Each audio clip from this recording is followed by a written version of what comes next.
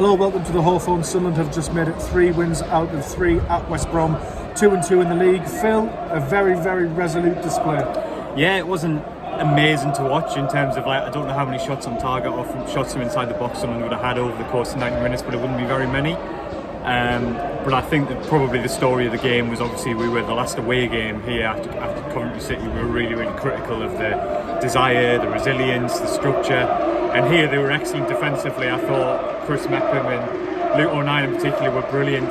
Leo Yelder's getting serenaded by the way, and he came on and did really well at the end. I think the story of the game was Sunderland's resilience and the way they defended their box, because really West Brom had all the ball, they had 20 odd shots, but Anthony Patson didn't make many saves really. I thought Sunderland were really, really compact and resolute.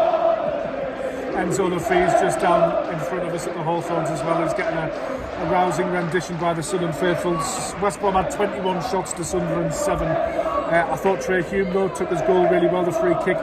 The West Brom keeper could have probably done better. It's a really poor goalkeeper in my opinion, yeah. I mean, it's good delivery. Like, all you can ask from a player in that position is to point in a good area, and that's what he did. But it was a huge... Listen, Sunderland had the luck today. There's no point pretending otherwise. Yeah. Hume's free kick.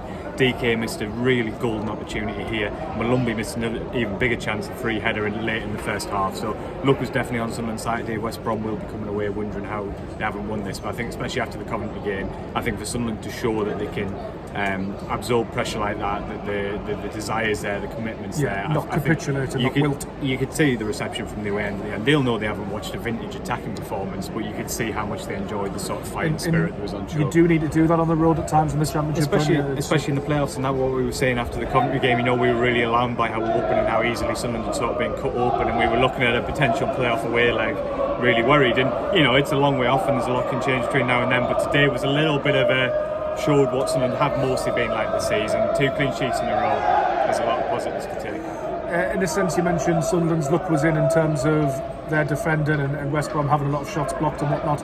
However, Romain Mundle going off in the first half, a little bit of a blow. We don't yet know the extent of the injury, but that's concerning.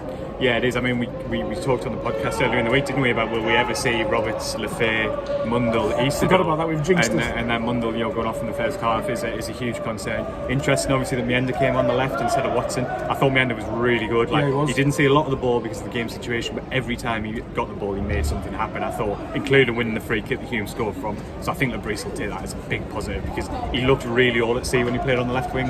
He's been brilliant up front, brilliant off the right, but off the left was one where he looked really awkward. But today he was excellent. He looked like he played there a lot, so that was a big positive for me in the end. And a return for Enzo Lafay as well, also coming on ahead of Watson as Sunderland go to close out the game. It's going to be an interesting story that's going to rumble on. Well, I guess it's not even really a story anymore because he's going to Brighton, but it's going to be a little bit of a sideshow, isn't it? Well, I think today probably makes fairly clear what's going to happen. I don't think Watson's going to get loads of football unless there's more injuries, in which case, Labrice's hand will be forced. So yeah, I think that was a telling sub.